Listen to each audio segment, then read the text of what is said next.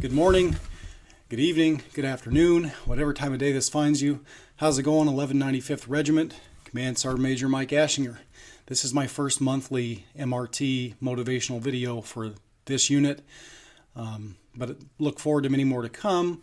We'll do guest speakers, we'll have fun, and we'll address an MRT topic once a month. Try to keep them relatively short, but enough where we get to talk some about a topic. So this month, on behalf of the commander, and because we have such a highly studious organization, I have the opportunity to talk about something a little more complex than our normal hunt the good stuff or topics that I'll start with in these series. So this month, don't mind Yoda, that's my phone going. So this month, I want to talk about active constructive responding.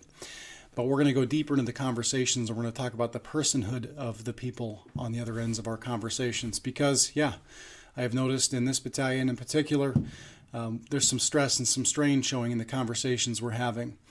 I want you to know that that's organization-wide as well in the Army Reserve, so it's not just us, but it's something that we can all work together to crack down on for our own organizational effectiveness and even for our own mental health. So what this means is, long story short, it's those emails that we get that are redundant, silly. We've answered the question 5 times before, and we just are fed up, and our reaction comes out. And it begins to hinder the organization, the way we react to each other, and it causes more and more and more. It's a downhill, it's a avalanche is what it turns into. So we are in a bit of an avalanche, and we have to work hard to try to fix where we're at. And in doing so, what we have to do is we have to look across the communication and remember the person that's behind it. There's some good videos you can watch about people in an elevator unaware of the stories of the person standing next to them. It's a similar thing we can do when we're answering our Army communications and making Army communications. I know we're sometimes trying to get a point across, and then sometimes we're not the originators of the poorly worded or poorly expressed communication. But even then, it's time for us to take a pause. I got cut off the other day.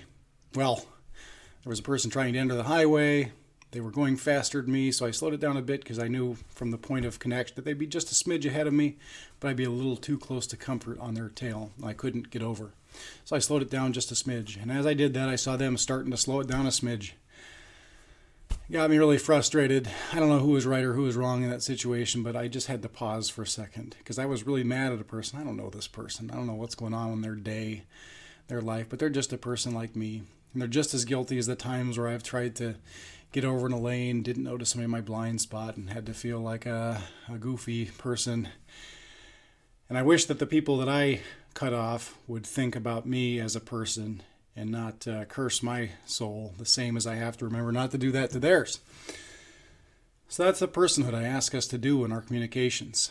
Remind ourselves the person. There's still a professional aspect to our communication, and things that are done poorly can still be addressed. But let's please remember the people. It'll make us healthier as an organization. I want to end with a quote from Stephen Covey from his book, 7 Habits of Highly Effective People. And it says, "Look at the weaknesses of others with compassion, not accusation. It's not what they're not doing or should be doing that's the issue. The issue is your own chosen response to the situation and what you should be doing. If you start to think the problem is out there, stop yourself, because that thought is the problem." I look forward to working with you to take this organization to the next level. Thanks for all that you do in officer education. Be safe out there. 7 out.